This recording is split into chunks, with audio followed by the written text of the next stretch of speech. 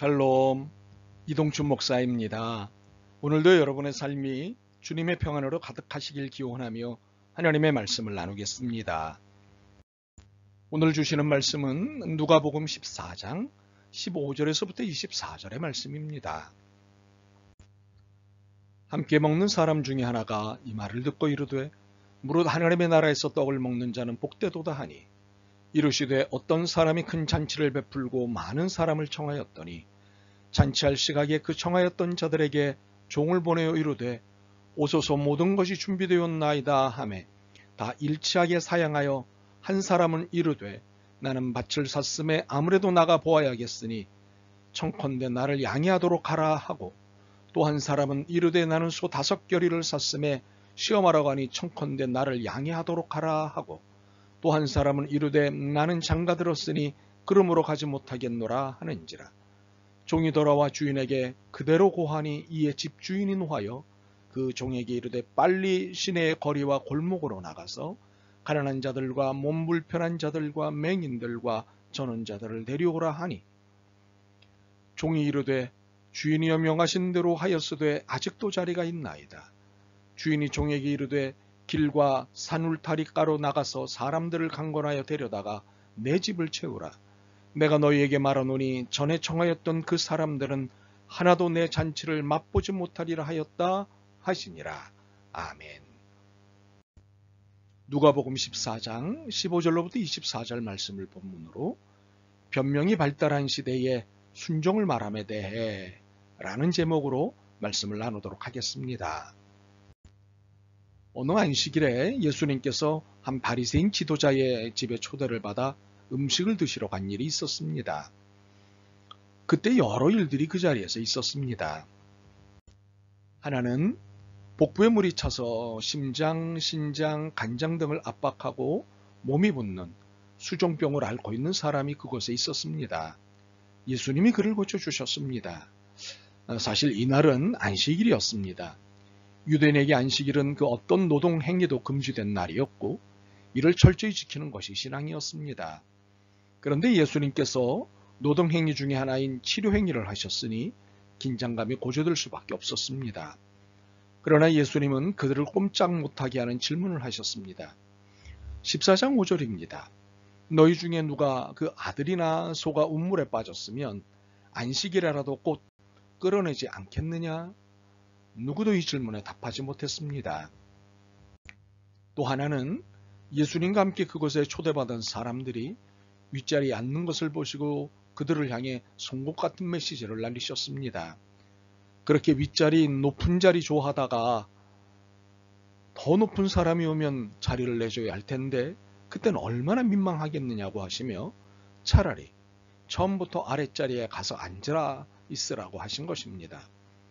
그리고 그렇게 앉아있다 보면 주인이 와서 어서 저 높은 자리로 옮기십시오 하면 그 얼마나 영광스럽겠느냐고 하셨습니다. 그리고 주신 메시지가 무릇 자기를 높이는 자는 낮아지고 자기를 낮추는 자는 높아지리라 였습니다. 또 하나는 예수님을 초대한 주인에게 앞으로는 사람을 초대할 때 이 초대에 답례할 만한 능력이 있는 사람들이 아닌 답례할 능력이 없는 사람들을 초대하라고 권면하셨습니다. 답례할 능력이 없는 가난하고 몸이 불편한 사람들을 초대하면 베푼 복이 그대로 주인에게 돌아올 것이니 이 얼마나 좋은 일이냐는 것이었습니다. 윗자리에 앉지 말라는 말씀과 답례할 능력이 없는 가난하고 몸이 불편한 사람들을 초대라는 예수님의 이 두 가지 말씀은 그곳에 있는 사람들을 얼마나 무안하고 불편하게 만들었을지 충분히 짐작이 됩니다. 그럼에도 예수님은 거침이 없으셨습니다. 그리고 또 하나는 우리가 함께 읽은 오늘의 본문입니다. 본문의 사건은 함께 식사하던 사람 중 한 사람이 하나님의 나라에서 떡을 먹는 자는 복되도다고 말한 것으로 시작합니다.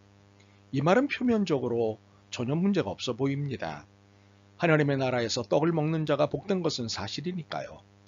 그러나 이 말의 속뜻은 유대인에게만 허락된 하나님의 나라라는 교문이 있었습니다. 유대인은 얼마나 복된 존재인가라는 자부심을 내보인 말이었던 것이지요. 유대인이라는 신분, 유대인으로서의 종교적 품위에 대한 자부심을 드러낸 교만이었습니다.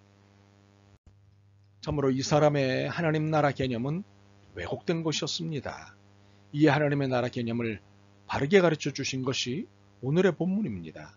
한마디로 하나님의 나라는 초대받은 사람들의 나라가 아니라 초대에 응한 사람들의 나라라는 것이었습니다. 무슨 뜻인가요? 유대인은 진작에 초대받은 사람들입니다. 그러나 그들은 자의적 해석에 의해 편리한 신앙생활을 했을 뿐입니다. 자신들이 원하는 대로 하나님을 해석했고 자신들이 살고 싶은 대로 하나님의 말씀을 해석했습니다. 더욱이 자신들만 구원받은 백성이라는 선민의식에 사로잡혀 있었습니다. 그러나 하나님은 그들을 다른 민족보다 먼저 부르셨을 뿐이지 그들만 부르신 것은 아니었습니다. 선민이 아니라 선택받은 민족이 아니라 선민, 좀 더 앞서 부른 백성이었을 뿐이었습니다. 이 사실을 깨닫게 하시기 위해 그리고 하나님의 나라는 어떻게 들어오게 되는지를 알려주시기 위해 들려주신 말씀이 오늘의 본문입니다. 하나님의 나라는 초대받은 사람들의 나라가 아니라 초대에 응한 사람들의 나라라는 것입니다. 예수님은 이 메시지를 비유로 설명하셨습니다. 어떤 사람이 큰 잔치를 베풀고 많은 사람들을 초대하였습니다. 그런데 초대받은 사람들이 모두 하나같이 사정을 이야기하며 가지 못하겠다고 하는 것이었습니다. 한 사람은 내가 밭을 샀는데 가서 몇 가지 확인할 일이 있답니다. 그러니 양해를 바랍니다 며 사정을 구했습니다. 다른 사람은 내가 쟁기를 끄는 소 5쌍을 샀는데 그것들을 시험하러 가는 길입니다. 부디 양해해 주시기 바랍니다 며 사정을 이야기했습니다. 또 다른 사람은 내가 장가를 들어서 아내를 맞이하였습니다. 그래서 가지 못하겠습니다 하고 형편을 이야기했습니다. 이들의 사정은 누가 들어도 이해할 만한 사정이었습니다. 그런데 예수님은 이들의 사정을 다 핑계고 변명이라고 하셨습니다. 예의 바르게 양해를 구했지만 이는 핑계요 변명에 불과했다는 것입니다. 그렇다면 예수님은 이것들을 왜 핑계요 변명이라고 하셨을까요? 초대받은 잔치에 갔다가 볼일을 봐도 되는 상황이었기 때문입니다. 이미 밭을 샀다는 것은 모든 것을 다 확인했다는 것 아니겠습니까? 소를 샀다는 것도 이미 소의 모든 상태를 다 확인했다는 것 아니겠습니까? 구약 신명기 24장 5절에 의하면 장가간 사람은 1년간 전쟁터에 나가는 것을 면제받는다고 되어 있을 뿐입니다. 그러니 이것 말고는 잔치에 참여 못할 사유는 없는 것 아니겠습니까? 신랑 신부가 함께 다녀올 수 있는 것입니다. 그렇기 때문에 예수님은 이들의 이유를 핑계고 변명이라고 규정하신 것입니다. 결국 이들의 핑계와 변명은 초대한 주인의 분노를 일으켰고 덕분에 초대를 받을 것이라고는 전혀 예상치 못한 사람들, 즉 가난한 사람들과 지체에 장애가 있는 사람들, 눈먼 사람들과 다리 저는 사람들이 초대를 받았습니다. 아니 거의 강제로 잔치집에 오게 되었습니다. 어부지리 같은 초대입니다. 하지만 분명한 것은 반강제적인 초대였기는 하지만 얼마든지 안 올 수도 있었습니다. 웬 횡재 같은 일이긴 했지만 얼마든지 거절할 수도 있었습니다. 그러므로 하나님의 나라는 초대받은 사람들의 나라가 아니라 초대에 응한 사람들의 나라입니다. 우리는 신앙생활을 하면서 수도 없는 하나님의 초대를 받습니다. 이것은 은혜입니다. 선물을 주시겠다는 하나님의 사랑이지요. 그렇다면 하나님의 초대는 어떤 것들일까요? 첫째는 예배로의 초대입니다. 둘째는 말씀으로의 초대입니다. 셋째는 기도로의 초대입니다. 그리고 넷째는 섬김으로의 초대입니다. 예배, 말씀, 기도, 섬김입니다. 그런데 우리는 이러한 하나님의 초대에 다양한 핑계를 앞세워 응하지 않습니다. 할 일이 많아서, 상황이 복잡해서, 시절이 어수선해서, 조심해야 할 일이 많아서, 어려운 일이 있어서 등등과 같은 이유를 말하지만 이는 다 변명일 뿐입니다. 그렇다면 왜 이 모든 것은 핑계요, 변명이라고 하는 것일까요?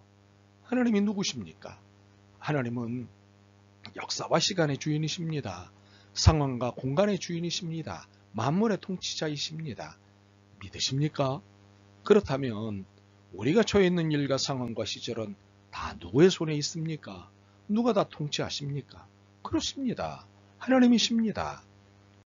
그렇다면 할 일이 많아서, 상황이 복잡해서, 시절이 어수선해서, 조심해야 할 일이 많아서, 어려운 일이 있어서 등과 같은 이유는 핑계고 변명인 것입니다.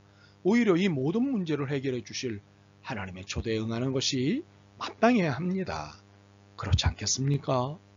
열일을 제치고서라도 예배와 말씀과 기도와 섬김의 초대에 응하는 것이 마땅합니다. 이 초대에 응하는 것이 믿음입니다.